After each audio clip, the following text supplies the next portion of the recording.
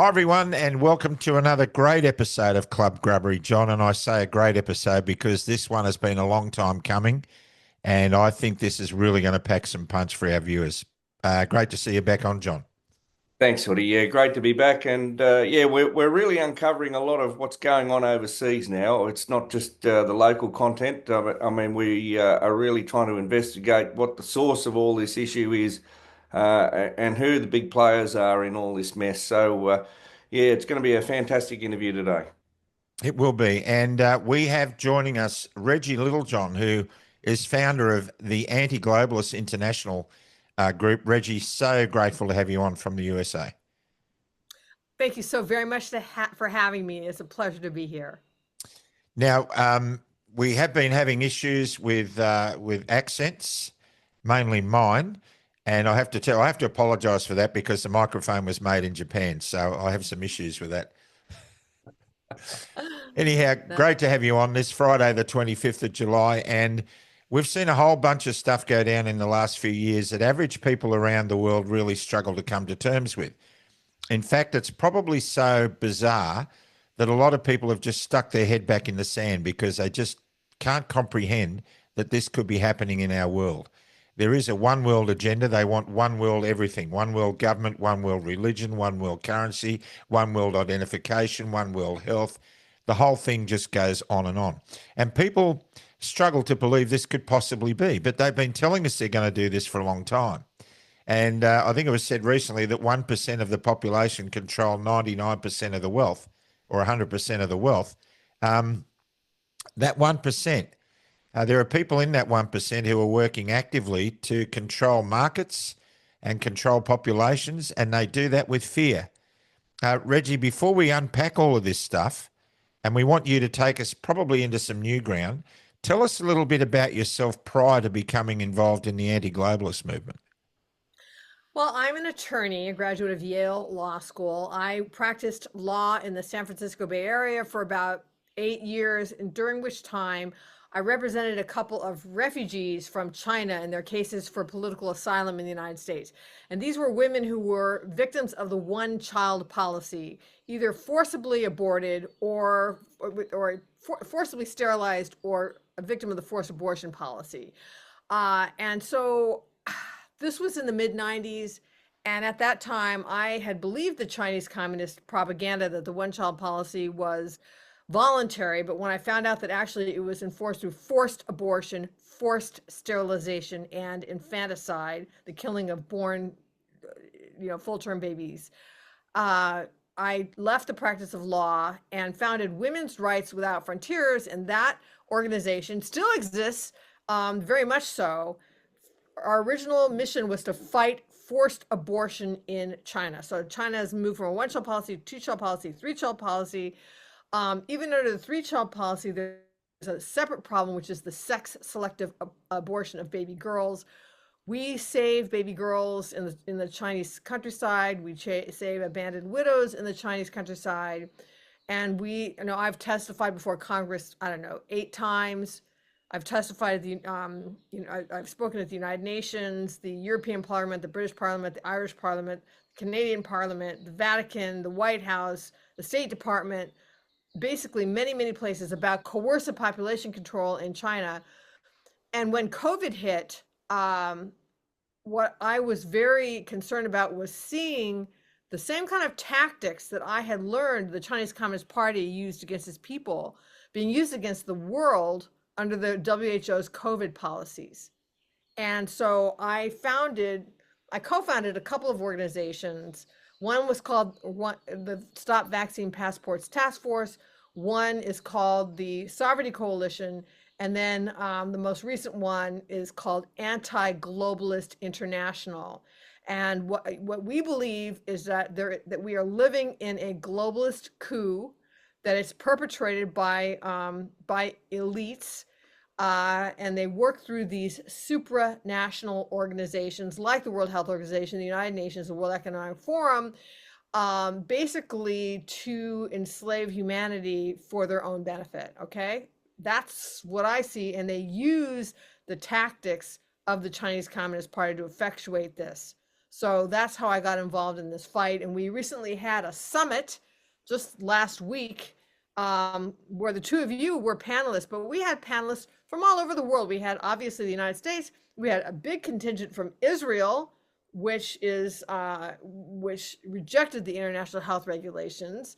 That was a tremendous victory for them. We had people from Australia, Japan, the Philippines, South Africa, many places in Europe, all different perspectives with one voice, which is that the world needs to reject the international health regulations. And I would go beyond that. I would say that we need to reject also the pandemic treaty, and I would encourage other nations to withdraw entirely from the World Health Organization, like the United States and Argentina have done. Yeah, well, you've already set a huge agenda for this program, and we've only got you for an hour. And I suspect we may have to trouble you to come back on and discuss some more stuff. I want to sort of lay a foundation for what we're going to be talking about. There's a wonderful quote from a German historian and philosopher. Her name was Hannah Arendt, and she said this I think it was not in the 1930s.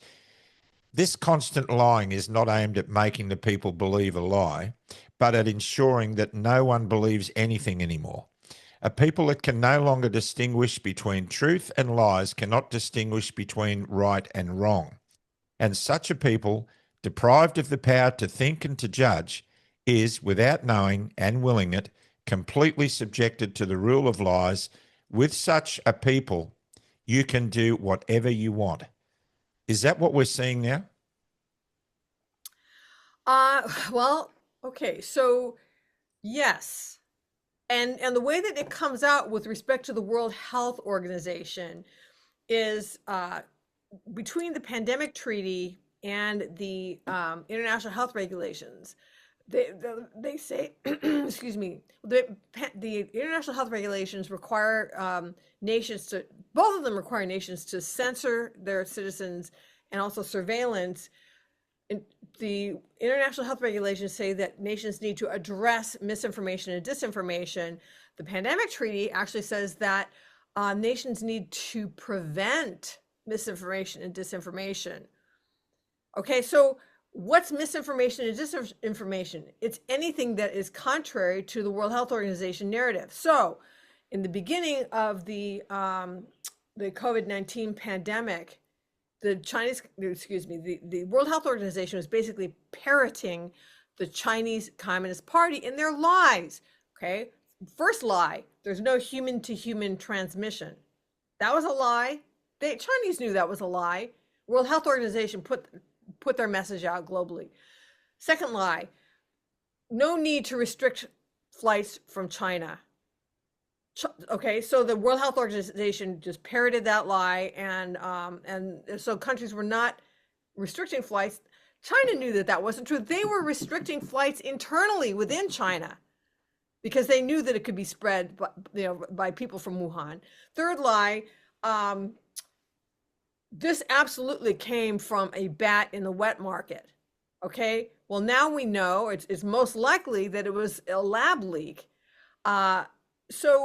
But if you had said things like there is human-to-human transmission, we should restrict flights from China, this is probably a lab leak, that would have been called misinformation or disinformation, and you could have been censored. You could have lost your license if you're a doctor. So this is the way that like Hannah Arendt's quote is, that you can't distinguish between truth and lies, because basically the World Health Organization wants to be a ministry of truth for the whole world, and they want to dictate what is truth and what is misinformation and disinformation, and control and punish people if they go counter narrative. And I think that's very consistent with what Hannah Arendt said. Absolutely, it is. Johnny? Well, if you were under a Biden administration, one would feel that you probably wouldn't be in the position that you're in now. I mean, Trump has led the way in getting you guys out of this WHO mess. We've got a prime minister, a bumbling fool, that had the red carpet rolled out to him last week in China.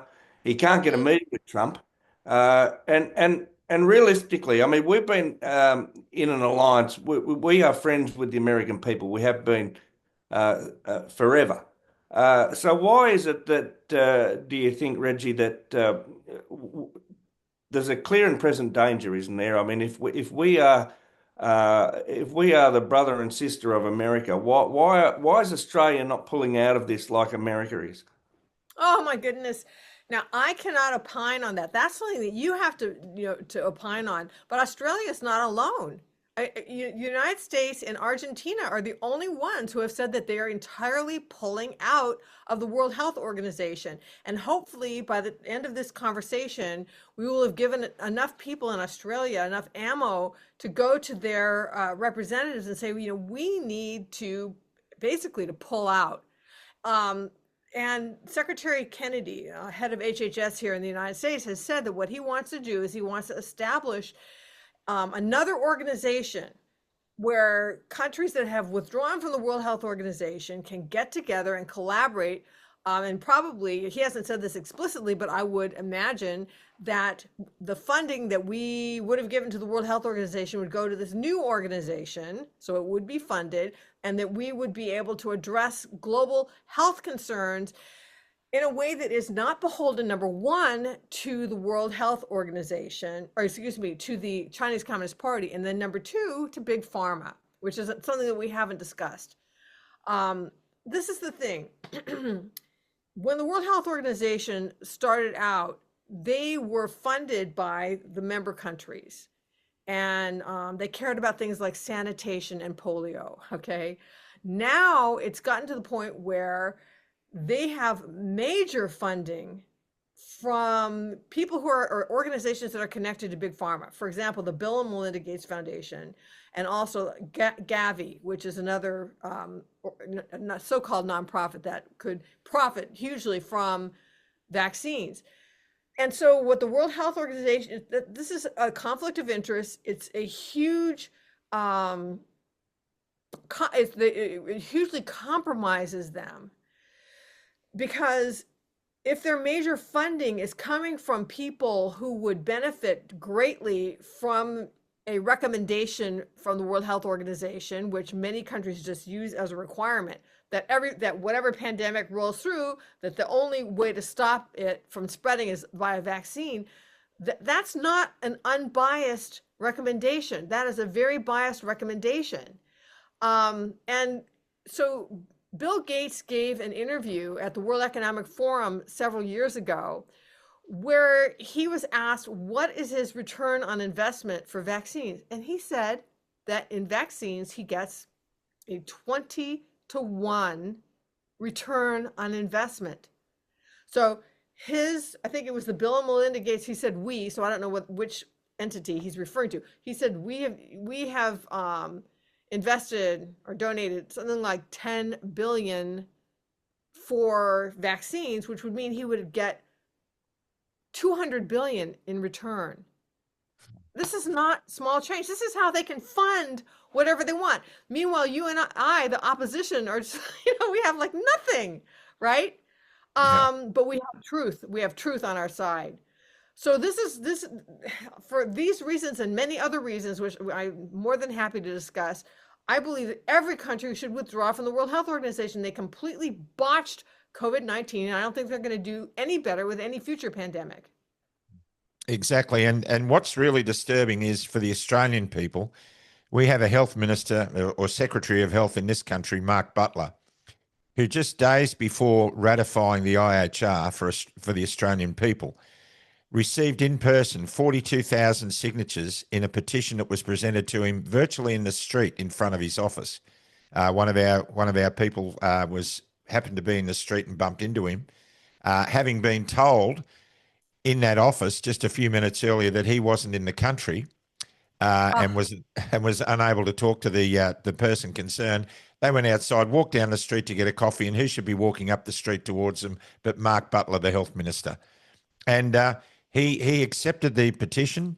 He asked whether the person giving those documents to him wanted them tabled in Parliament, and of course he said yes to have it recorded. But then he went straight ahead anyway. And It's kind of like the people of Australia are completely disregarded in their wishes on this. And we have a major, major issue. But I think having spoken so much in the last few years about the WHO and the IHR and the pandemic treaty, there's a greater umbrella organisation that hangs over that. And you have done a lot of research into the UN Pact for the Future. And I think the United Nations is an organisation that everyone needs to take careful look at. It might have been founded for all the right reasons back after the end of World War One through the League of Nations, but it's morphed itself into something like Spectre from the James Bond movies. Well, I mean, this is the thing. It doesn't matter how pure the initial founders of any organization were, whether it's the United Nations or the World Health Organization or any other global initiative. If that organization is in fact successful at growing, at getting funding, whatever, it's going to become the target of globalists who are going to want to draw it off of its original mission and into doing whatever their will is, including the Chinese Communist Party. So there is something that people just don't know about that is really concerning, which is last September, the United Nations passed something called the Pact for the Future, PACT, Pact for the Future. And this is a large document that contains many provisions, but one of the provisions it contains is that it has an emergency platform that will operationalize automatically in case of a complex global shock. So what does that mean? Operationalizing automatically means the United Nations has already approved this. Therefore, they're not going to have to go back to the nations and say, do you mind? I mean, do you agree that we should declare this to be a complex global shock? Do you agree that we should be the ones that are directing the world on how to handle this? No, it's going to operationalize automatically. And what is a complex global shock? Okay, there's a chart of the complex global shocks. This is not in the Pact for the Future, but it's in one of the supporting documents. And so a complex global shock is something that can be declared by the Secretary General of the United Nations. And it can include another pandemic. So that would be handled through the World Health Organization. It can also include an interruption in the internet. If the internet goes down, if the grid goes down, if there's an internet interruption in the flow of people, interruption in the supply chain, interruption, or if there's like a major event in outer space. Okay, so I guess if two galaxies collide, they can declare a complex global shock. And then they've got something called an unforeseen black swan event, which is basically a catch-all for anything they didn't think of. And so the United Nations now has an emergency platform that can operationalize automatically. Oh, I forgot climate change. Okay, that's a big one. So we've got the World Health Organization that can sort of take over in the case of a pandemic. And then we've got the United Nations that can take over basically for climate change or all these other things that I just named. And both of these, in the wrong hands, can be used as tools of globalists to create a biotech surveillance police state. And I'd like to get into more detail about how that would happen. Even major event in outer space. We've seen them grooming us for that with recent events off the coast of New Jersey and that whole UFO thing that was going on for months in the USA. It's kind of like we're being groomed through the media for these events coming. Yeah. So this is the thing, is that we've got the World Health Organization, and I'd like to talk a little bit more about the World Health Organization and the digital IDs and the ways that they are setting up the possibility of a surveillance state based on health issues. And then you've got the UN, which can basically start directing the world in how to respond to anything that they decide is a complex global shock. So climate change would be one of those. Like I said, you've got the health under the purview of the World Health Organization, climate change, grid going down, internet going down, supply chain disruption, event in outer space, unforeseen black swan event through the World Health Organization or through the United Nations. So in terms of the World Health Organization, we've got in the International Health Regulation amendments, we've got censorship, we've got of misinformation and disinformation, we've got surveillance, we've got what I call an IHR, International Health Regulations czar, that is somebody who is in each country, whose job it is to ensure compliance with the World Health Organization agenda, including adjusting our domestic laws. All right, so that's, to me, a breach of national sovereignty. But then in the International Health Regulation amendments, they've got a new system of health IDs. They want everybody in the world to have a health ID. And so in the developing world, those can be paper, but in the developed world, it's going to be digital IDs. And Tedros Ghebreyesus, the Secretary General of the World Health Organization, announced in June of 2023 that in conjunction with the European Union, he was rolling out these digital health IDs, these interoperable international digital health IDs. And so these health IDs are going to be tracking our health. They're going to be tracking our vaccination status, which is troubling enough, because if, for example, you don't want to get vaccinated, or if you don't want to get the most recent booster, whatever it is, that will be on this ID. And this reminds me of like the China social credit system. See, again, I'm going back to my experience with basically going head to head with the Chinese Communist Party over coercive population control. I saw their tactics. And in China, they have something called the social credit system. Are you familiar with that, the China social credit system? Yeah. Do you want me to describe it a little bit for the listeners? I mean, absolutely.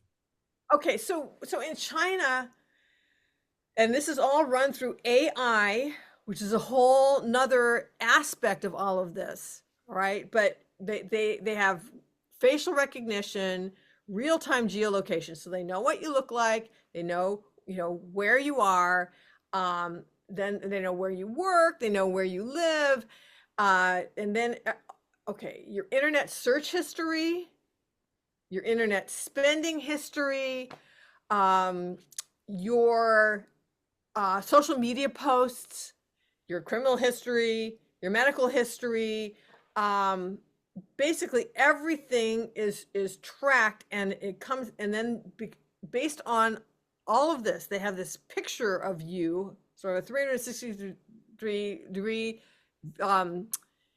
full view picture of you, 360 degree, as I would say, and they assign you a score based on how compliant of a Chinese communist doormat you are. And if you are completely compliant, you never make any waves, you obey all the rules, you do your Xi Jinping thought every night, then you can have a high score and you can live what looks like a normal life. But if you buck the system, if you post something against the government, or disobey in some way, even jaywalk, I mean, they've got surveillance cameras everywhere, your score will go down, and so then they punish you. So you can lose your job, your kid could not be able to go to a good school, you can not borrow money, so you can't open a business or buy a home, you won't be able to travel. If you keep it up, they will sever you from your bank account and your credit card. And if people think that can't happen in a Western country, it already did happen with the Canadian truckers a few years ago when they had a protest of vaccine mandates, and the Canadian government conspired with the Canadian banks to cut them off from their credit cards and their bank accounts. And if you keep it up in China, they will simply disappear you, which means that one day you will just be no more. All right. So it really worries me to see these digital health IDs, anything that is digital, that is international, that is interoperable, and that is required can serve as the basis, like the technical basis, the digital basis for a Chinese style social credit system.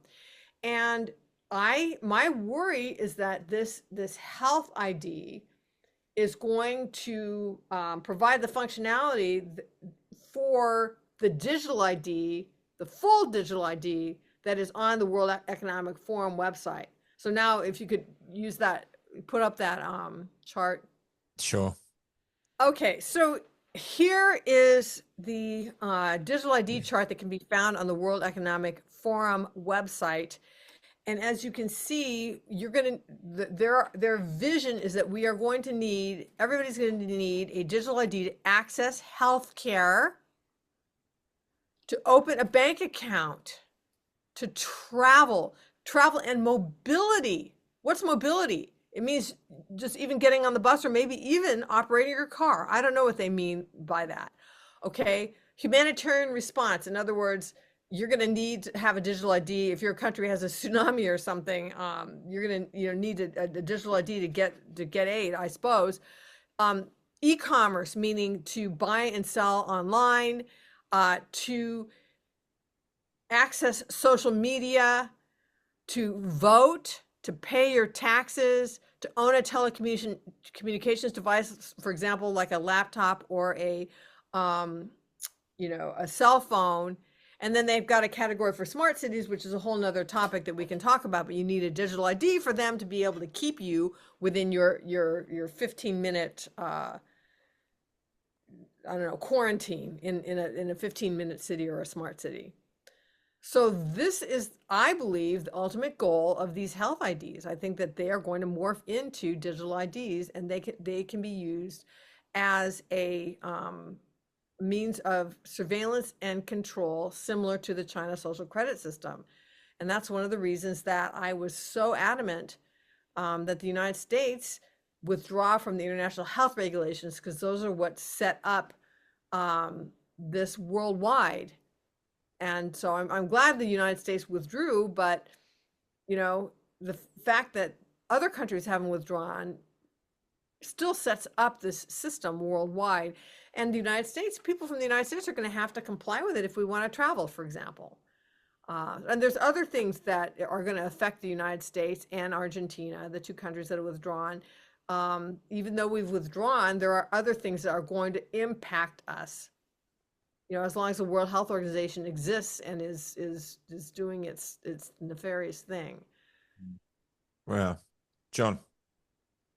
Reggie, as an attorney, I want to go back to those lies that were initially told in relation to the transmission and all the other factors that were apparent with the coronavirus and the vaccines. Because at the heart of it, I mean, there's people out there that are watching this that are just not at work because of a mandate. They're injured from the vaccine and they're rightfully very, very angry, but there doesn't seem to be any redress. I mean, if we were to equate this to, somebody running a restaurant and they did something wrong in the preparation and half a dozen people died as a result of food poisoning, I mean, there'd be a police inquiry, there'd be tape around the building, there'd be police helicopters buzzing with news cameras for the next week with absolute fanfare. But we've got Barry Young producing all this evidence in New Zealand about the vaccines and the clusters and the batch numbers. Even in Australia, we interviewed a lady yesterday that told us there was 18 staff in a very small hospital that have developed cancer, likely from very similar batch numbers. We know this stuff's going on. Why are the police not doing anything?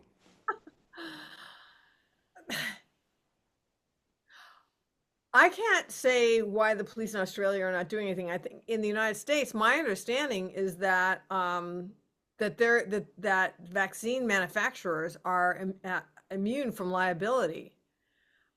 So this is again a huge problem. So and it's just my heart breaks for all the people who have been injured by this, Mm. and the lack of redress. It's something that I know that you're the head of an umbrella organization that has like 40 different member organizations. There really isn't a shortcut to getting people, activated about this and contacting their representatives and demanding some kind of redress for people who've been injured. Mm, It's and it goes on like the tentacles are everywhere with this stuff. Whether it be from somebody being locked down and they commit suicide. I mean, it's not. It's just so evident everywhere. But nobody wants to see anything. I mean, our country doesn't want to have any review of what went on. I mean, in New Zealand they're having a royal commission, which is good, but there's nothing here. Our prime minister just wants to meet Bill Gates and go and get on the red carpet with Xi Jinping, and everything's good. See, this is the thing, is that so many of our politicians are compromised either by directly receiving funds from big pharma. Who knows how many of them have received some kind of support from the Chinese Communist Party? I mean, and also, you know what? In the United States, big pharma is allowed to advertise their products on the major networks. And so what Yeah. that does is it makes it so that the major networks don't want to say anything against big pharma because a huge portion of their revenue is coming from big pharma. It's a great way to shut up any reporting on these kinds of injuries. There's a great author who lives in New York City, Reggie, by the name of Trevor Loudon. He's a New Zealand expat, and he's written a book called Comrade Prime Minister. It's a book about our Prime Minister Anthony Albanese, and it links to his 42-year affiliation with the Australian Communists. And he predicted prior to Albanese winning the election that if he does win the election, one of the first major overseas trips will be to Beijing, which is exactly what happened. The entire governing ruling body in Australia, the Australian political system, is so fraught with communists, it's not funny. There's a clear Marxist agenda we're seeing play out in all of this stuff.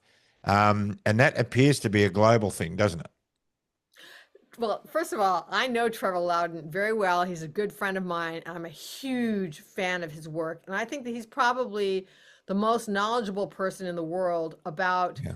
uh, the communist infiltration into government, and has tracked many politicians and their communist ties from before or even currently.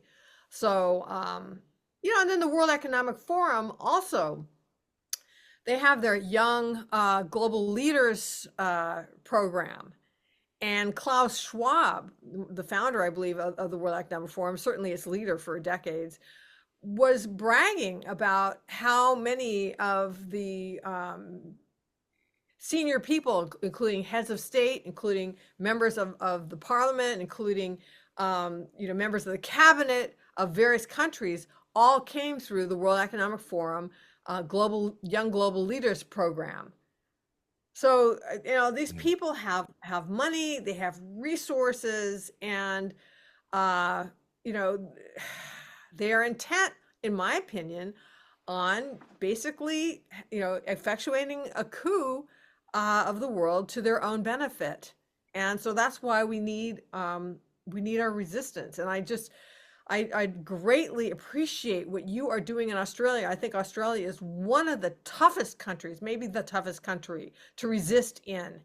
And you guys are heroes. You're absolute heroes for what you have done and what you are doing. I mean, I wonder if you feel safe, in Australia, having this podcast and having people on like me and other people who are challenging the system. Well, for us, it's not about safety; it's about truth. And Right. if you want to be safe, then you'll live in the fear narrative, and you won't be talking about the truth. So, to blazes with safety, I'm sure you feel the same way, John. We want to leave the world a better place, and we don't want people in the future to say, you guys let this happen on your watch. What were you thinking? Right. So, from that perspective, Johnny, um, obviously our greatest threat is going to be censorship and misinformation, disinformation, hate speech. And we're seeing that narrative around the world now. And there's a line in a Shakespearean play where the line is, "Methinks she protesteth too much." And Right. when you look at the amount of protesting and the amount of energy put into protesting from people like the LGBTQ movement, transgenderism, there's now another one that's coming up, which is very, very troubling. Um, I have I have some grandchildren of Middle Eastern descent, and when I look at them, I see pictures of people suffering in the Middle East. I can see them in that situation, and it really troubles me. And now, if I even by saying this now, even by me asking, is it possible that Israel is overstepping the mark? I can be branded an anti-Semite. I don't hate anybody. I have zero hatred in my heart for anybody. There's no spiritual profit in that. But now we're seeing this massive rise of anti Semitism being the new hate speech foundation that's going to be brought down on everybody. And it means that we cannot criticize governments. We cannot criticize geopolitical organizations. Me saying that, for example, I'm not criticizing the Jewish people. I'm criticizing the nation state of Israel. I'm asking, not even criticizing, I'm asking questions. And even that is likely to get us shut down. So that's the risk, I think, Johnny, we run, isn't it? That if we overstep the bounds of this new hate speech legislation that's been enacted, we could be shut down, and we don't want to be shut down. We want to keep broadcasting. Mm. Is that an issue for you guys too, Reggie, in the States? Yeah, so in the United States, one of the things that people do when they want to just shut you down is they call you a racist. Yeah. And in the United States, no one wants to be called a racist, and people are so afraid of being called a racist that it just completely shuts us down. So yeah, and this whole thing about the hate speech laws, there's hate speech laws in Europe that could even affect people in Australia and in the United States. So the people in the United States that are fighting this, but it's and JD Vance was saying that free speech is the bedrock of freedom, is the bedrock of democracy. And to shut people down the way that some of these laws in Europe are is very frightening. It's really a prelude to totalitarianism. And how are they even going to know who's saying hate speech and who's not? I wanted to get to the subject of artificial intelligence. That the way that they're going to be surveilling us is through artificial intelligence, and picking up different words or whatever in algorithms, and it's quite frightening. I believe, like in the United States, we're building these massive data centers all over the country. And my question is, why do we need these massive data collection centers? Okay. Where's the environmental movement? They use huge amounts of water, they use huge amounts of energy. They're very environmentalist unfriendly. Okay. So, but the environmental movement on the left is saying nothing about this. But the entire social credit system in China is run through AI. They've got surveillance cameras everywhere. And there's somebody here who's very prominent. His name is Larry Ellison. He's the head of Oracle Corporation, who in, I believe, is September or October of 2024, so just before the election, was giving a talk at Oracle and cast his vision for the future of what he thinks would be a great future. And he said everybody would be wearing a body cam at all times. Of course, there would be dash cams on all the cars, surveillance cameras on all the corners, and this would be really good because it would keep the police on their best behavior because they know that everything they say, everything they do will be uploaded into AI, and so that there would be no more police brutality because they would be immediately caught by AI, and it would keep ordinary citizens like you and me on our best behavior too, because everything we say, everything we do is going to be uploaded into AI. But if you want to go to the bathroom, you can say, "Oh, can I go to the bathroom, please? Could you please stop recording for a couple minutes?" And the AI will say, "Okay, go to the bathroom." But we'll keep recording. This is all according to Larry Ellison. It'll keep recording because maybe you're not really going to the bathroom, or maybe you're going to the bathroom and you're doing something you shouldn't be doing in the bathroom. So it's going to keep recording even when you're in the bathroom, but you will only be able to get to that recording if you have a court order. But meanwhile, it will be there won't be a mall shooting like there had been a mall shooting, I guess, recently before Larry Ellison spoke. That would never would have happened because AI would have seen the escalation and would have sent in drones, and the drones can get there so much faster than the police can get there and would have broken it up. So I mean, and I'm sitting here thinking, what a nightmare. I mean, is this why they are building all these data centers? And Larry Ellison is involved with that. What is the end goal here? I mean, we are looking at 1984 on steroids, and I think that we are more concerned about AI. And will those guys, Larry Ellison and Bill Gates and the like, will they be under the same scrutiny? Of course not. No, of course not. The mind boggles, Johnny.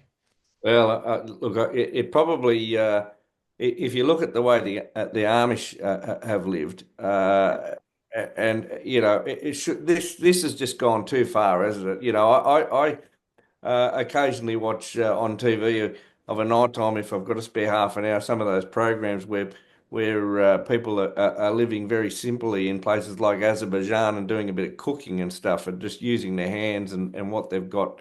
And it's just so simple. I mean, what we're talking about here is just so complex and so out of control that it's beyond belief. These people are sick. They are mentally deranged and they should be put behind bars. Anyone that's prosecuting this sort of stuff as the norm is completely mad. Uh, Yeah. I mean, did the Amish have any issues with COVID? Have they got any vaccine, long COVID down there? These are the sorts of things that should be asked, because I don't believe they do. I hear they don't have autism. So, Right. Yeah, I've heard that also. That basically the Amish don't have autism.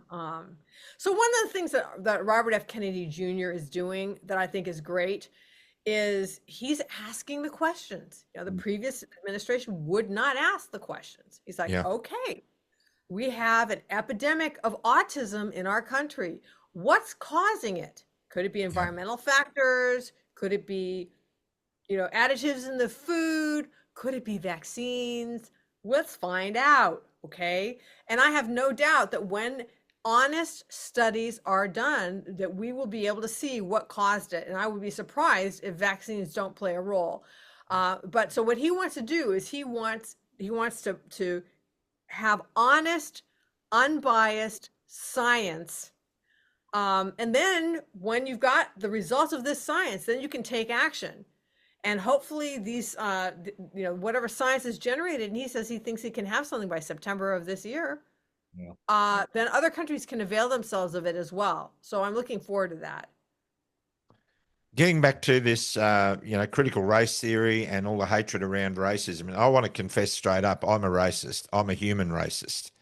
I'm for humanity. So call me a racist.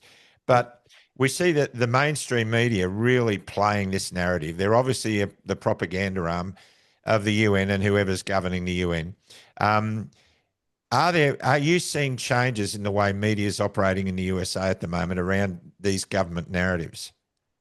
Well, I can't say that I've been seeing any difference in the mainstream media because I don't watch the mainstream media. But in terms of being a human racist, okay, Yeah, you are a human racist.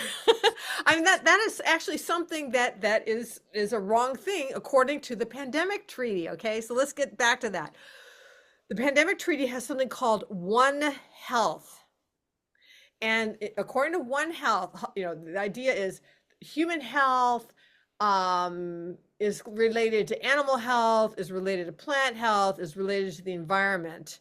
All right. Well, okay. I understand that. But what they're doing is they're using that as a pretext to equate human health, animal health, plant health, and the environment. So no one has really definitively defined One Health, but the Lancet, which is a prestigious medical journal, defined it in an article a few years ago, saying that according to One Health, all life is equal and of equal concern, right? So according to One Health, it's bad to be a human racist because all life is equal and of equal concern, meaning that your life, my life, our children's lives, our families' lives are equal and of equal concern to the life of a cockroach or a snake or a blade of grass. And they are using this, I believe, as a pretext to bring everything under the purview of the World Health Organization so that they can surveil humans, animals, plants, the environment. Everything is going to be surveilled and controlled. So that's my comment about being a human racist. Well, we're even at the stage now in Australia where we have to electronically tag our livestock. We live on a small holding. We've got about 18 sheep, and we've got to have those electronically tagged. If we refuse to do so, there's a financial penalty applied to our local shire rates. So in other words, we're going to charge you all this money if you don't do it. Now, you've got to have a license to keep bees. You've got to have a license to keep chickens. It's heading that way. And our national parks are being closed off. So bushwalking groups can't go and walk our state forests or national parks. Fishing restrictions. The world's oceans are being raped by nations like China and Russia and others, commercial fishing. And the average Australian is limited to going out and catching 3 or 4 fish for fun and to bring back to his family. And that's more important than anything else. We can see all this playing out. And yet we still have the problem of getting the average Joe Blow in the street to wake up and see this happening. Reggie, how do we do this? How do we get them to wake up and see what's coming? See, this is the thing, okay? There's this sort of advertisement or whatever from the World Health Organization, you will own nothing and you will be happy. And then they also say that we need to build back better. Well, the World Economic Forum. Yeah. What does build back better mean? Okay. How do you build your house back better unless it has first been destroyed? They're not talking about remodeling it. We're talking about destruction in order to build back better. And better for whom? Better for, I would argue, the global elites. So, it's almost like some of these policies are designed to destroy our society so that people will be in a state of desperation and will be willing to give up freedoms in order to survive and even just eat. And it's really hard to wake people up to this. Gosh, you and I mean, I feel like I live under a fire hose of information. There's so much coming in, and I really spend hours and hours a day reading and listening to videos and listening and just gathering a body of knowledge that enables me to do things like talk to you about this stuff intelligently. Most people don't do that. Most people are concerned with their daily lives, and it's really hard to shake them awake. There's one last thing I want to talk about in terms of the pandemic treaty, which is the pathogen access and benefit sharing system. I don't think we've discussed that. No, go for it. Okay, so this is, in my opinion, talk about insane. I think this is an insane system. It's called the pathogen access and benefit sharing system.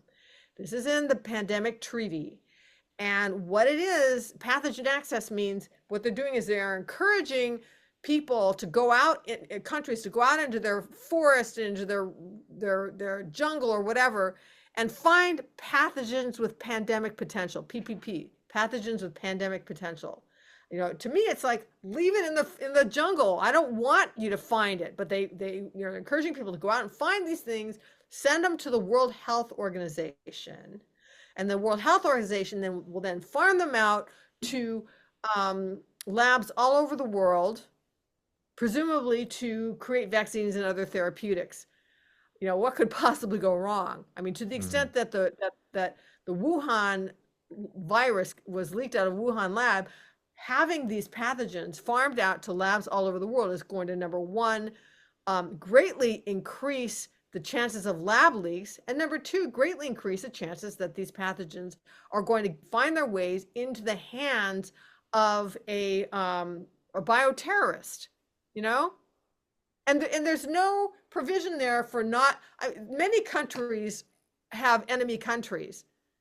So there's no provision in this of not sending the pathogens to a country that might be an enemy country of another country where they could possibly, you know, launch that pathogen against their enemy country.